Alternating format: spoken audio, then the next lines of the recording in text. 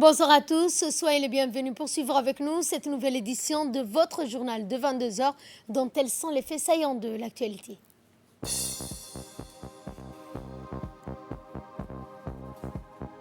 Inauguration de 33 postes de santé réhabilités.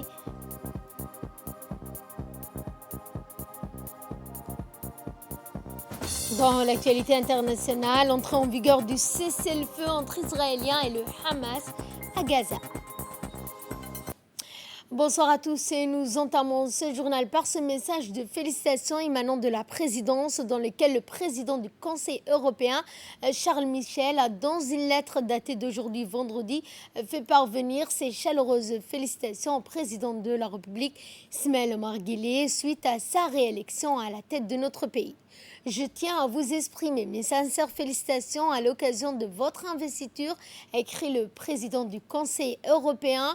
Djibouti est un partenaire important de l'Union européenne et nous reconnaissons pleinement le rôle positif de votre pays afin de contribuer à la paix, à la sécurité, à la stabilité dans la corne de l'Afrique, a-t-il ensuite noté. Nous vous sommes très reconnaissants d'accueillir notre mission anti-piraterie Euronafor Atalante, a-t-il poursuivi. L'Union européenne contribuera à travailler avec votre gouvernement en faveur de la croissance inclusive et durable en ligne avec votre vision 2035, a également indiqué Charles Michel avant de réitérer l'assurance de sa très haute considération au chef de l'État Ismaël Omar Guelleh. Je vous l'annonçais dans les titres, une cérémonie dédiée au lancement des travaux de réhabilitation de 33 postes de santé communautaire en République de Djibouti. Ce projet de réhabilitation est financé par l'Union européenne à travers l'UNICEF à hauteur de 800 000 euros, soit environ 174 millions de nos francs. Cette initiative reflète le partenariat fructueux qui existe entre la République de Djibouti, l'Union européenne et l'UNICEF et s'inscrit ainsi dans le cadre des efforts entrepris par le ministère de la Santé afin d'améliorer la performance de ces postes de santé sur l'ensemble du territoire national. La cérémonie de lancement de ce projet s'est déroulée dans la salle de réunion du ministère de la Santé en présence de l'ambassadeur de l'Union européenne, du représentant de l'ambassade de France ainsi que de la représentante de l'UNICEF, dont voici les propos. Lancement officiel des travaux de réhabilitation des unités de stockage nutritionnel dans les 33 postes de santé des régions de l'intérieur conformément aux engagements pris dans le cadre du projet de lutte contre la malnutrition financé par l'Union européenne. Ces travaux engrangent un montant total de plus de 880 000 euros. En effet, la priorité du ministère de la Santé dans la lutte contre la malnutrition réside dans l'amélioration de la prise en charge des qualités des cas des enfants malnutris. Une rapide analyse de la situation a montré que plusieurs centres de santé en charge de la mise en œuvre des activités nutritionnelles nécessitent des travaux de réhabilitation afin de fournir des conditions optimales infrastructurelles et un meilleur stockage des intrants nutritionnels, de prise en charge des enfants malnutris et des enfants malades. L'ambassadeur de l'Union européenne s'est également exprimé. Voici un extrait de son intervention. Cette réhabilitation fait partie du projet de renforcement du dispositif visant à la prise en charge et à la prévention de la malnutrition chez les enfants de moins de 5 ans et chez les femmes enceintes ou allaitantes dans les zones rurales et périurbaines vulnérables. Ce projet entre dans un vaste programme et ça fait partie de ce vaste programme. Il s'agit d'un programme qui vise à soutenir la sécurité alimentaire dans l'ensemble des 5 régions du pays. Ce projet entre également dans le cadre des objectifs de développement durable, les ODD, mis en place par les Nations Unies et qui vise à mettre un terme à la malnutrition sous toutes ses formes d'ici 2030. Et l'Union assure le financement de ce projet à l'apport de l'UNICEF. Et donc nous deux, chacun apporte son financement. Et je veux saluer également le partenariat avec vous-même, Monsieur le Ministre, et aussi avec Melva, notre directrice de l'UNICEF et son équipe. On travaille très, très, très bien ensemble, je crois, à toi. Et je suis d'autant plus heureux de participer à cette cérémonie qu'encore une fois, qu'elle témoigne de la volonté de l'Union européenne de travailler avec Djibouti dans le domaine de la santé. Des efforts importants sont ainsi réalisés au niveau de la lutte contre la malnutrition et la restructuration multisectorielle de la composante nutrition s'en trouve redynamisée.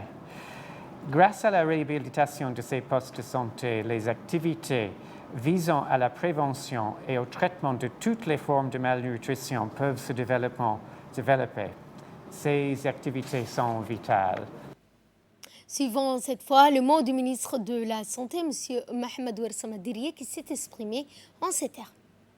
Je tenais à être à vos côtés aujourd'hui à l'occasion du lancement des travaux de réhabilitation de 33 postes de santé de la République de Djibouti pour marquer tout l'attachement que je porte à ce projet. Un projet qui s'inscrit dans notre volonté de bâtir le système de santé depuis sa base en renforçant le niveau de soins de santé primaires. C'est dans ce sens que nous avons initié une série de réhabilitations des infrastructures de base de premier niveau en procédant par étapes avec à Djibouti-Ville les centres de santé, les polycliniques et au niveau des régions, les postes de santé. C'est aujourd'hui la totalité des postes de santé existants sur notre territoire qui sont concernés. Autrement dit, 33 structures pour lesquelles vous venez d'obtenir les contrats de réhabilitation. Je vais vous dire toute la confiance que nous portons à la réussite de ces projets, mais j'insiste, c'est de notre capacité collective de travailler ensemble, nous, le ministère de la Santé, à travers la direction de gestion des projets, vous, entreprises sélectionnées, mais également vous, l'UNICEF, partenaire technique sur le terrain, qui dépendra la qualité de ce travail. Mesdames et messieurs, l'amélioration des infrastructures de base va de pair avec celle des prestations de santé destinées aux populations fréquentant ces premiers niveaux, souvent représentant une large majorité. Nous menons donc de front, conformément à notre stratégie sanitaire, l'amélioration de l'offre de soins et la production de soins de santé de qualité. Et c'est véritablement des axes sur lesquels l'Union européenne, l'UNICEF, apporte une précieuse contribution. Je vous remercie. Je voudrais ici reconnaître leur appui considérable dans l'amélioration du système de santé djiboutien et forment le vœu d'un partenariat durable et acteur de la transformation des systèmes de santé. Une délégation parlementaire djiboutienne de haut niveau, composée notamment des députés, dont Ali Zed Chadili, a participé mercredi à une réunion d'urgence du Parlement arabe au Caire pour discuter des récents développements dans les territoires palestiniens, des attaques israéliennes à Jérusalem et dans la bande de Gaza. Au cours de cette réunion, le député Ali Zed Chadili a prononcé un important discours dans lequel il a affirmé la position de notre pays sur les violations qui visent nos frères palestiniens. Il a affirmé que la tenue de cette réunion, malgré les inquiétudes liées à la propagation de la pandémie du coronavirus constitue une preuve concluante du grand intérêt que le Parlement arabe attache à la question centrale, à savoir la cause palestinienne. Il a également indiqué qu'au cours de ces derniers jours, les habitants du quartier Sheikh Jarrah ont été déplacés de force, que la Ligue arabe considérait cela comme un crime des plus violents, et en indiquant que les affrontements entre les forces israéliennes et les civils palestiniens sur la place de mosquée à Jérusalem, ainsi que les raids israéliens sur la bande de Gaza qui ont fait au moins des centaines de morts et des blessés. Il a rappelé que la position de la République de Djibouti face à ces événements sanglants, notamment en rappelant le mot du président de la République Ismaël Omar Guelleh lors de son discours d'investiture samedi dernier, en indiquant la nécessité de parvenir à une solution politique juste au conflit et mettre ainsi fin à l'occupation israélienne. D'autre part, lors de cette réunion de l'Organisation de la coopération islamique, le ministre des Affaires étrangères de la coopération internationale, Mahmoud Al-Youssouf, a appelé la communauté internationale à assumer sa responsabilité historique et morale et à engager une action urgente pour mettre fin à ces attaques, ainsi que de boycotter les produits israéliens pour faire pression sur le gouvernement israélien. Et retour à Djibouti, où le chef d'état-major général des armées, le général Zakaria Cheikh Ibrahim, a effectué aujourd'hui une visite d'inspection des troupes à pied sur la piste du défilé du 27 juin, plus connue sous le sobriquet de Tora Bora. Cette visite d'inspection des personnels des forces armées des garnisons de Djibouti, tout garde confondu, à savoir le régiment général, les services de santé, incluant également l'hôpital militaire, la relation internationale, la marine nationale, le régiment d'artillerie, le régiment blindé et ses services rattachés, l'armée de l'air et la direction centrale des matériels. Au total, plus de 3000 militaires ont participé à cette inspection. Ce rassemblement militaire a regroupé les troupes à pied et ne concernait nullement les troupes motorisées.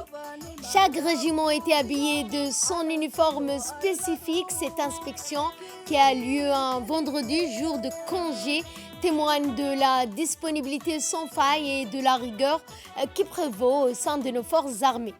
Disposée dans un format bien défini, l'organisation de l'inspection a été de la responsabilité de l'état-major. Les différents régiments ont été organisés par unités structurelles dotées d'armements de petit calibre.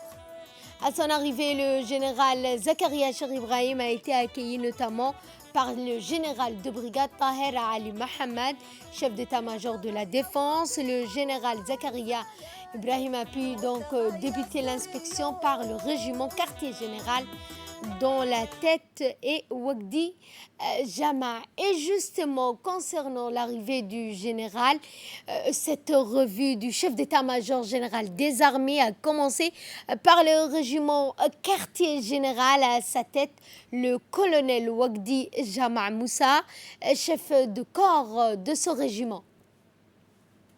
Il est à noter que les forces armées djiboutiennes constituent une ressource stratégique cruciale qui demeure pertinente lorsqu'il s'agit de défendre le pays. Le militaire se caractérise ainsi par son aptitude à demeurer disponible et opérationnel, prêt à être déployé à tout moment.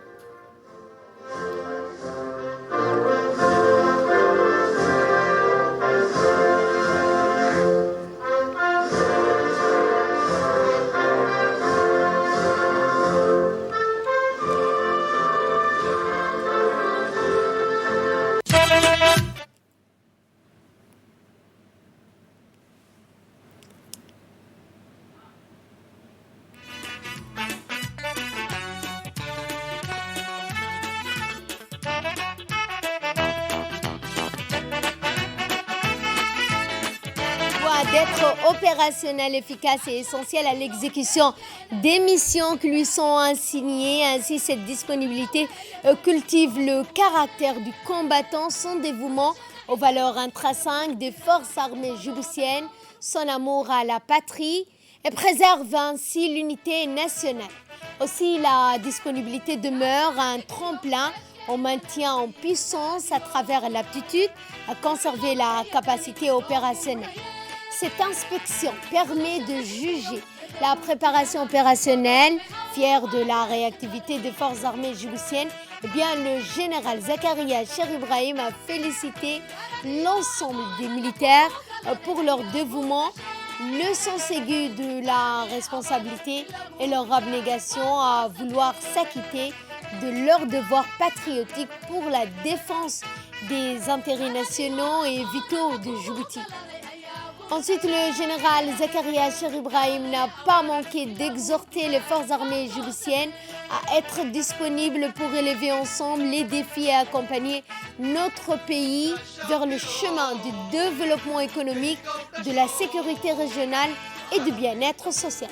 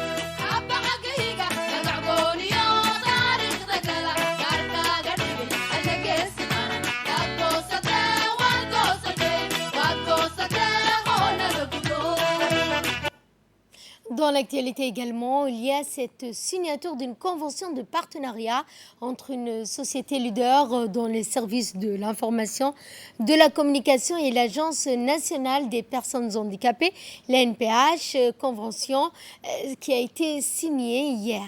Cette convention entre les deux directeurs, à savoir celui de l'ANPH, Douali Saïd Mahmoud, et le directeur de la société Hydrocube, Idriss Ismail Aoulet, a eu lieu hier. Eh bien, la société Hydrocube est une société leader dans les services de l'information, de la communication, avec une approche innovante qui va devoir s'investir et mettre en place des outils adéquats pour améliorer les conditions de vie des personnes handicapées à Djibouti. Direction la ville d'Arta où le nouvel ambassadeur des États-Unis d'Amérique, M. Jonathan Pratt, accompagné d'une importante délégation, s'est rendu pour une visite de premier contact à la préfecture d'Arta.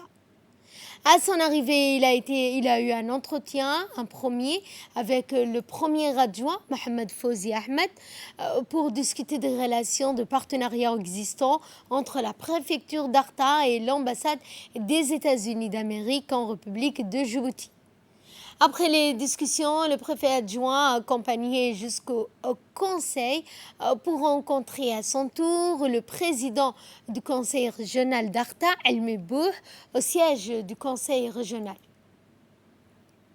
Ensuite, cette même délégation s'est rendue au Sunny Hill Center d'Arta pour visiter ce centre et voir de près le bon déroulement de la formation des jeunes stagiaires, notamment en hôtellerie et hébergement. À leur arrivée, ils ont été accueillis par le directeur général Saïd Miguel Aguilé et ses proches collaborateurs. Après un instant de rafraîchissement, l'ambassadeur des États-Unis à Djibouti, Jonathan Pratt, s'est ensuite déplacé vers l'école primaire pour assister à une séance de lecture.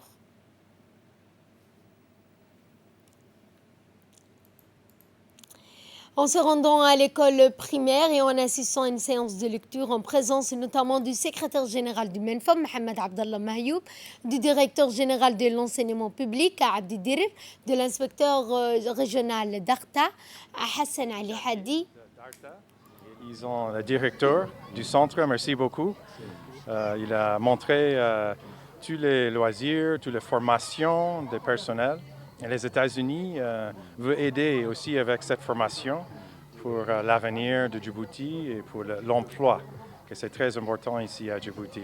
Donc c'est un plaisir pour nous d'aider ces programmes. Et nous avons visité tous les élèves qui sont bien préparés et merci beaucoup au directeur. Nous avons également recueilli pour vous cette réaction du préfet adjoint de la région d'Arta, M. Mohamed Fouzi Ahmed. Nous avons discuté des partenariats qui existent entre la préfecture d'Arta et de l'ambassade des États-Unis d'Amérique à Djibouti. Et ensuite, il a pu visiter, avoir un entretien avec le président du conseil régional d'Arta. Et nous avons poursuivi en visitant le centre Sunny Hill d'Arta, où il y a effectivement des formations qui sont faites en anglais aux jeunes stagiaires dans le domaine de la restauration et de l'hôtellerie et des métiers de l'hébergement. Il est très satisfait de cette première visite. Je vous rappelle que c'est sa première visite dans les régions de l'intérieur et nous sommes, monsieur l'ambassadeur, honorés que vous choisissiez Arta dans le cadre de votre première visite.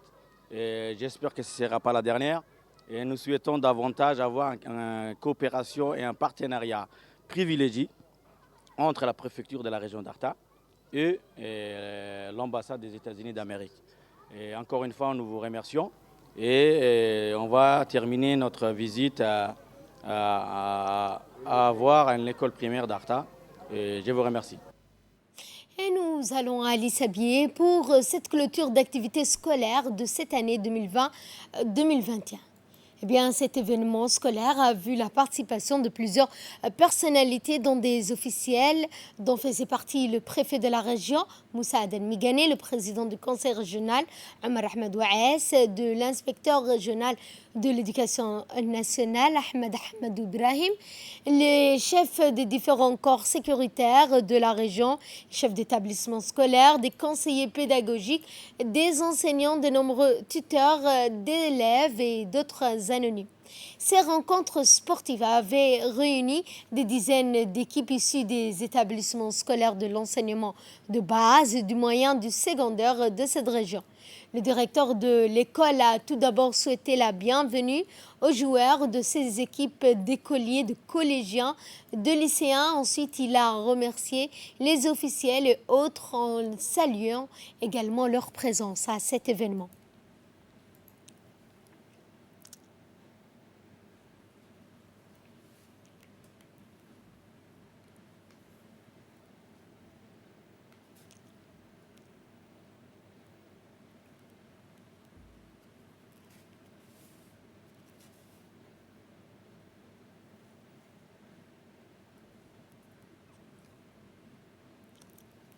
Suivant ensuite ces quelques réactions, la première de l'inspecteur régional de l'éducation, Ahmed Ahmadou Ibrahim, et ensuite celle du préfet de la région, Moussa Adan Migani.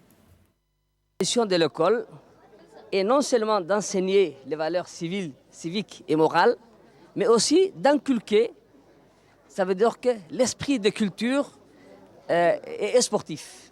Nos chefs d'établissement, nos conseillers pédagogiques, nos enseignants, ayant la lourde tâche de conduire les jeunes dans leur vie de demain, je voudrais profiter de cet instant, adresser mes félicitations pour la qualité de travail qu'ils accomplissent quotidiennement pour leurs élèves dont ils ont la charge d'éducation et instruction. Un grand bravo aux lauréats du jour, et voilà, et les athlètes, et les footballeurs, d'autres compétiteurs.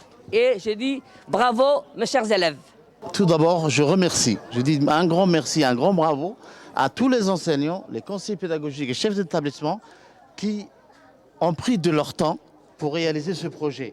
Vous savez que les activités péri- et parascolaires rendent l'école attractive. Et c'est ça, c'est qui contribue aussi à la diminution de l'échec scolaire. Donc c'est l'une des priorités de l'éducation, c'est diminuer l'échec scolaire. Une chronologie pour clore l'actualité nationale. Nous venons d'apprendre avec tristesse le décès survenu aujourd'hui en fin d'après-midi à Diridawa, en Éthiopie. Le décès de feu Taha Mohamed, le pionnier de la musique djiboutienne, un grand artiste qui a suivi les étapes de l'évolution de la culture et l'art djiboutienne. Une figure emblématique de l'art et des instruments musicaux. Un homme très estimé et apprécié dans le paysage culturel et artistique de notre pays. Le défunt Taha Mohamed, décédé à l'âge de 80 ans, a sans doute servi le pays dans son rôle instrumental de contribuer à l'évolution de l'art, de la culture, de la musique dans le pays. C'est dans les années 50 que le défunt a commencé sa carrière professionnelle de musicien en collaboration avec des grands artistes, notamment Gaël Maan du groupe 4 Mars. Il laisse derrière lui une nombreuse famille, dont des veuves, des douzaines d'enfants et une soixantaine de petits-enfants. Nos condoléances vont également à ses enfants et à ses petits-enfants. Le ministre de la Culture, Moumin Hassan Barré, le directeur général du Palais du Peuple, M. Abayazid, s'associe à la douleur de la famille et adresse leurs condoléances à la famille de Taha, aux artistes djiboutiens, qu'Allah lui accorde donc le paradis, l'accueil dans son paradis éternel. Inna lillah wa inna ilayhi raj'un.